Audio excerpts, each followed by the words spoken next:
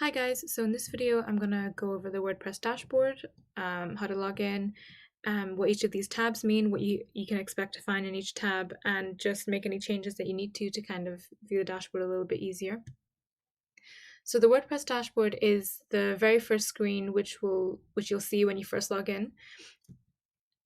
This dashboard over here gives a basic overview of your site, and as you add different plugins and different themes, you'll notice more and more things get added to it. So for example, if you have a Gravity Forms plugin, you'll see a little form box come in here, so that gives you an overview of all the forms that you have on your website and things like that. And this dashboard here is fully editable, so what you can do is go into screen options, and if you decide there's certain things that you don't need, so for example the WordPress events and news, if you don't look at that and you think you don't need it, you can just uncheck that, and that removes it from your screen options. You want to make this area sort of clutter-free and easy to kind of read over when you first log in. So a good thing to do would be to remove anything that you think you won't need. Same thing, you can go in and add anything that you think you do need and things like that. You also have the option to kind of drag things around. So if I click on this here and drag it over there, it'll move there permanently and just save automatically. And you can push things up, push things down, and kind of organize this in the way that you think would most benefit you. The next tab then is the Updates tab, and this is an overview of all the plugins and themes that you have that need updating, and also the WordPress core in general. This is where you'll find what version of WordPress you're currently running, and it'll also tell you what plugins are needing to update, what themes are needing to update, and things like that.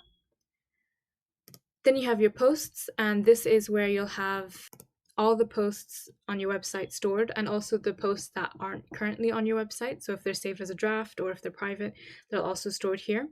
So if you go into posts, they'll all be here, and you can search between them. If you have quite a few posts, for example, over like 60 or 100, there'll be a sort of pagination that you can go page by page. Another thing you can do with the post section is if you have, say, over 100 posts and you want to view more than 50 at a time,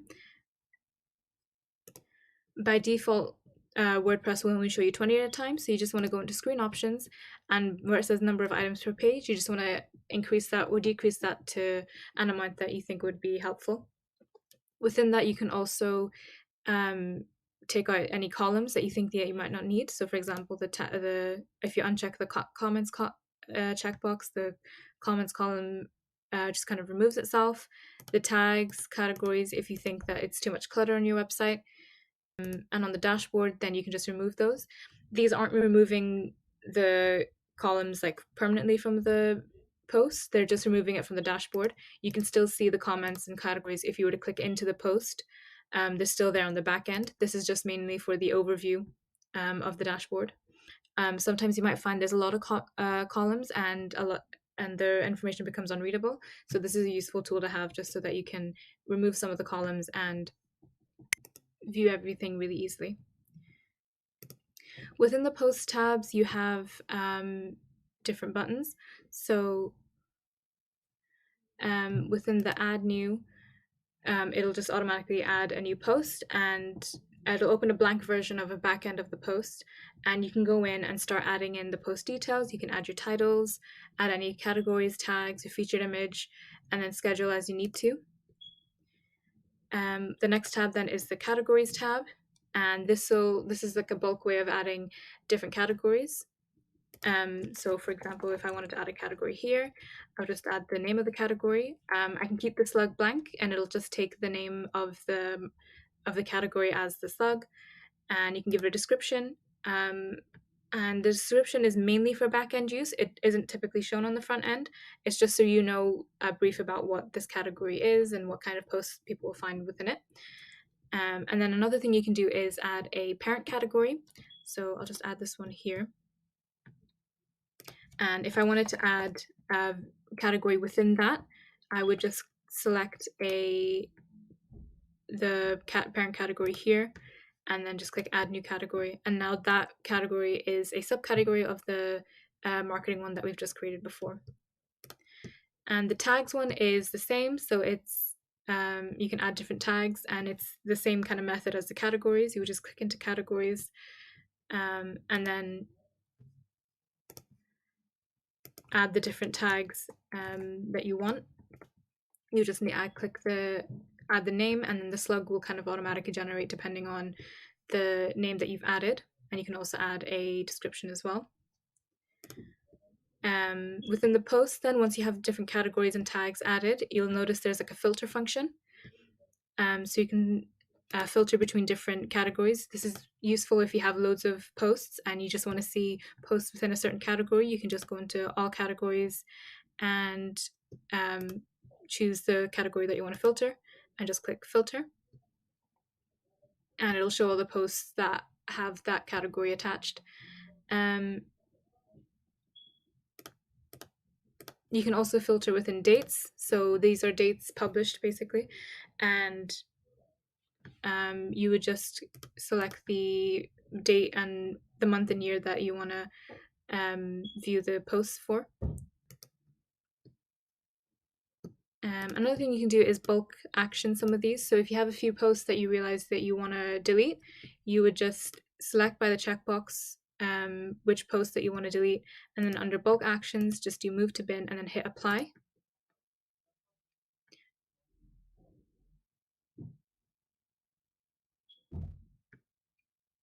And you can see one post move to the bin, and you'll see now that you have a new tab that says bin, and if I click on that, you'll see the old one there.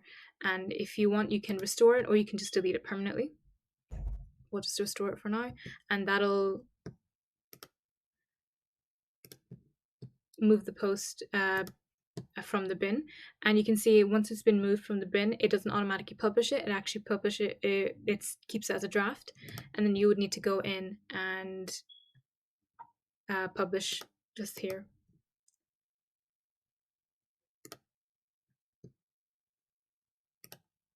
Another thing you can do is bulk edit some items. So in terms of editing, you won't be able to edit a lot of things in terms of like the content or the page, but you can bulk add things to categories or tags. So for example, if I were to select these two, go into bulk actions and click edit, you'll be able to see what I'm editing and add any categories that I want to add. So for example, if I want to add these all to marketing, and then add any tags that I want to add.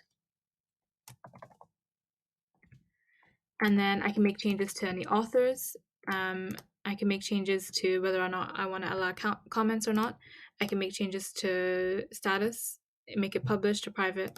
I can make these changes to both of these at the same time, and then just click update.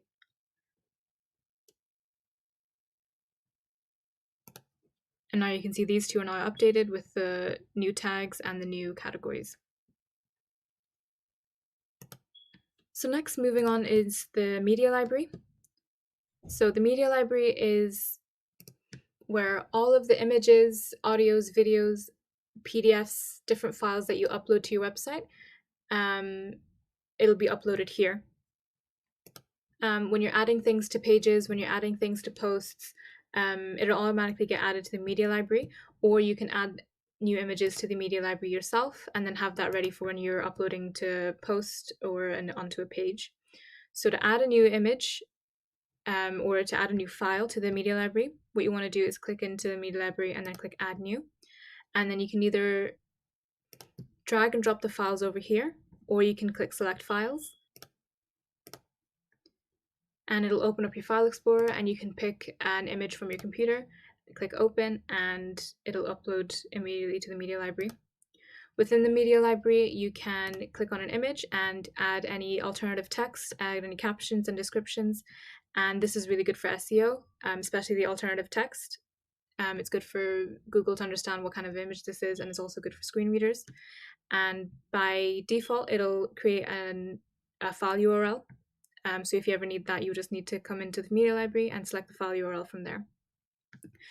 Within the media library, you can also edit any images. So if I click on an image and then click edit image, it'll open different options that I can do in terms of I can rotate, I can flip things vertically, I can crop images if I need to, I can scale them. So for example, if I were to crop this image here,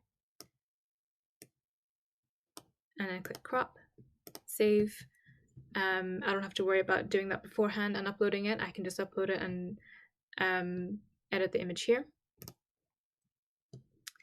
Next thing then is the pages, and these work like the posts. So all the pages on your website, including the ones that are just draft or private, they'll all be stored here. So if you're ever looking for a page, you can come in here and either search for a page, or if you know the name of the page, you can search for it, or you can just scroll through.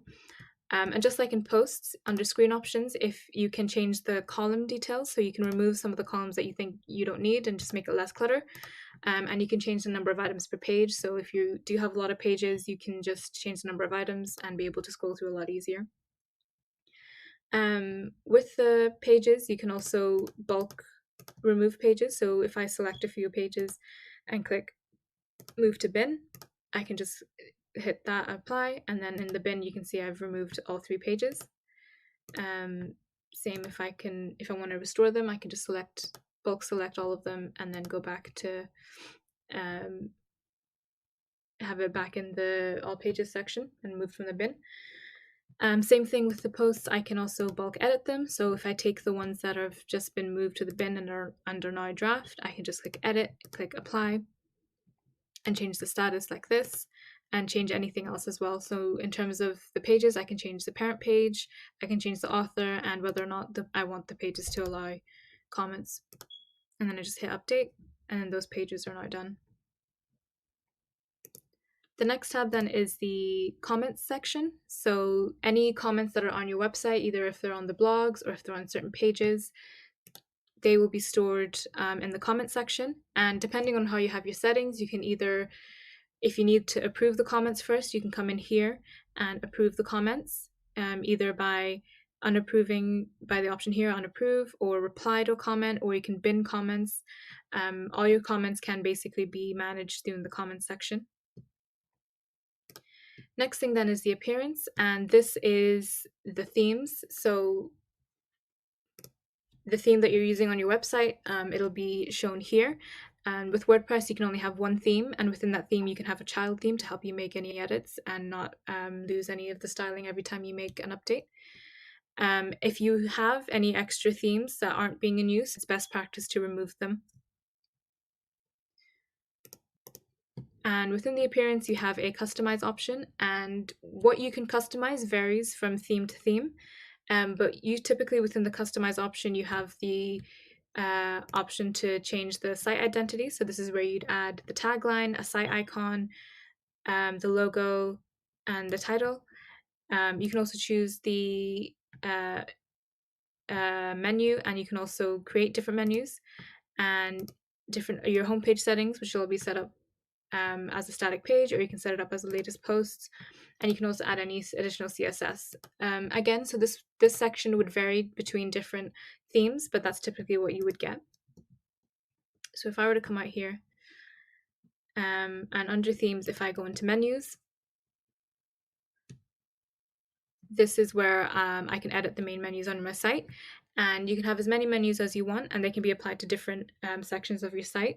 So for example, we just have this one menu here, which is the main menu, and that's just attached to the header. And if I want to make any changes to that, I would just go in, select the menu that I want, and make all the changes. So for example, if I want to move the contact us down to the end, I can just click and drag it onto the bottom. If I want to bring the sample pages as a drop down to the services, I would just click that and move it to the right of the services, or I can just move it back to the left and it's its own page now. So I can make changes like this. If I wanted to add an external link, for example, or a different link that's not on the website, what I can do is go into custom links and just paste in the link that I want and create my own link text. So this is what users will see whenever they first click, and then go into add menu, and that's a new menu item. And when people click on that, I can they'll be taken to the link that I've pasted in. If I want to make a link external, what I need to do is scroll up to screen options and select link target as an advanced menu property. And now when I come into custom link, save first. And now when I come into custom link, I have the new checkbox that says open link in a new tab. This will then open the link in a new tab, and that way users have a way to come back to your website if they were to go on an external link. I can also remove links as well and just save menu like that. Moving on to plugins. So this is where all the plugins, any extra plugins that I have on my site is where I'll be able to find it. And I can see which plugins are active, which are inactive, which ones would need updating. It'll all be stored here. As best practice would be if you have a lot of plugins that aren't active, it's best just to remove them and to always keep your plugins updated. To add a new plugin, I'll just click add new, and I can either upload a plugin from my computer by just clicking upload plugin and choose the plugin file, or I can search for a plugin. So for example, if I wanted to add WooCommerce, I would just type in the WooCommerce and look for the WooCommerce plugin.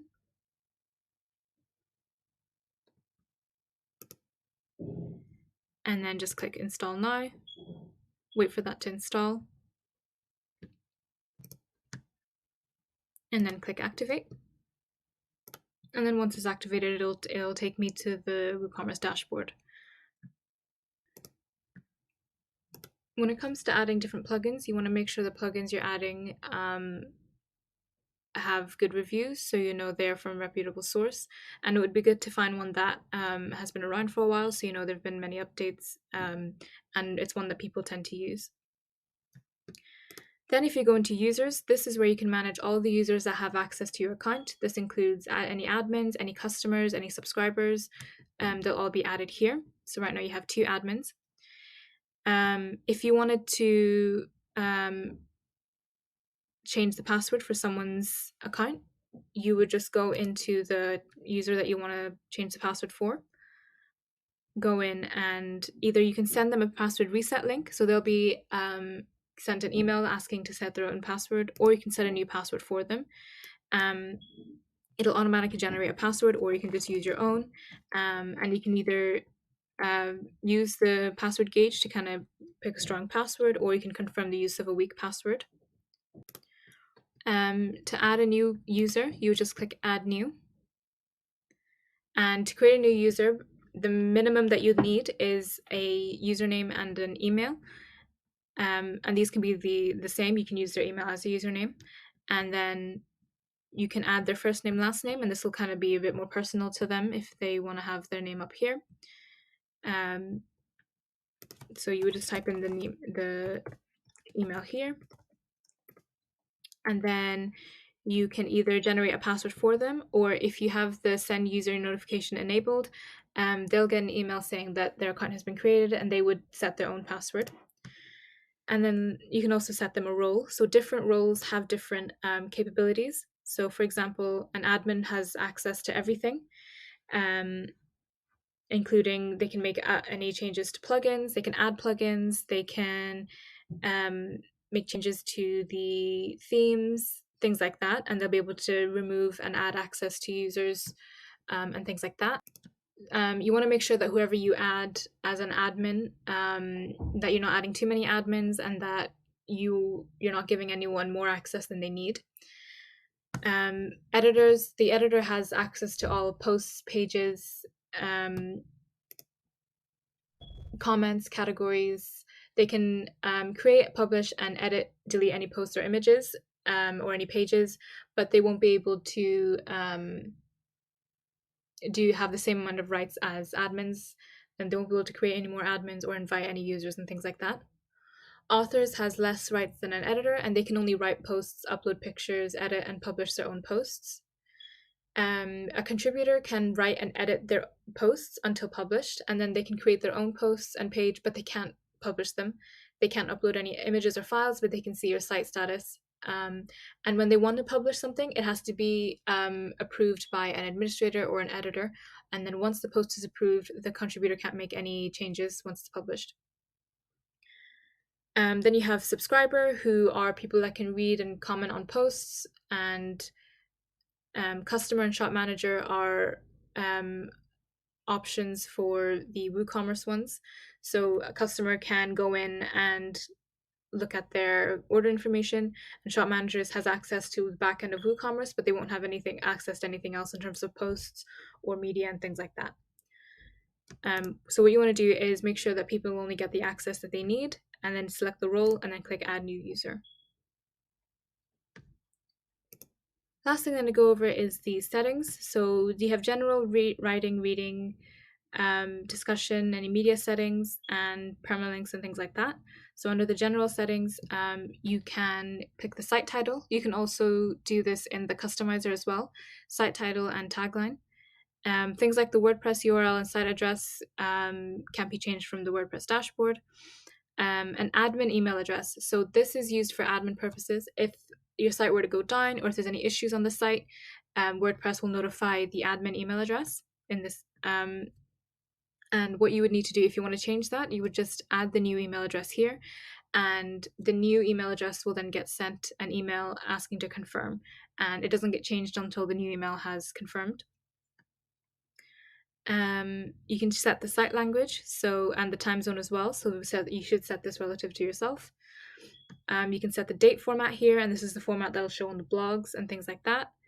Time format also shown here, and you can do for both the date and the time format. You can do a custom format if the ones that are provided aren't what you need, and you can change the date the week starts on. And these all affect the kind of posts that you publish and any pages as well. Another important thing that you might want to look over is the discussion settings. So these are things like comments. So it's to put limitations on people commenting on things. So for example, default post settings is to attempt to notify any blogs linked to the post, and these will notify blogs and also the email address, the site admin. You can allow people to submit comments on new posts, but obviously this one, it can be overridden for individual posts. So this is whether or not you want people to submit comments. With other comment settings, you have different limitations. So comment author must fill out name and an email. If you don't want people to do that, you just uncheck that. If you want people to be registered in order to log a comment, you would need to check that. If you're okay with people not logging in, then you would just uncheck that. You can close comments on posts older than 14 days. So if you have a post that's kind of old and you don't want people commenting on it, you can set a number of days that you want as a limit and then select that. You can allow nested comments, you can break comments into pages, and things like that. And then you have the option to email the site admin anytime someone posts a comment or if a comment is held for moderation. And then before a comment appears, you can have control over whether you want to approve it first or if you want people to be able to freely update. And last thing then is the login attempts. So if you want to have a bit more security over the site, you can limit some login attempts. So by default, people are allowed to try and log in 4 times. If they enter their user details incorrectly 4 times, they'll be locked out for a total of 20 minutes.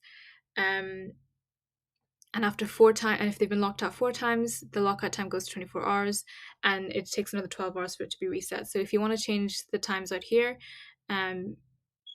the lockout times, you go into limit login attempts and change the lockout settings over here. So that's the basic kind of overview of the WordPress dashboard, the important things to do with like your themes and your plugins and the basic tools and settings that you have, and how you can use the sort of dashboard to make things easier and give you a cleaner kind of overview of your website.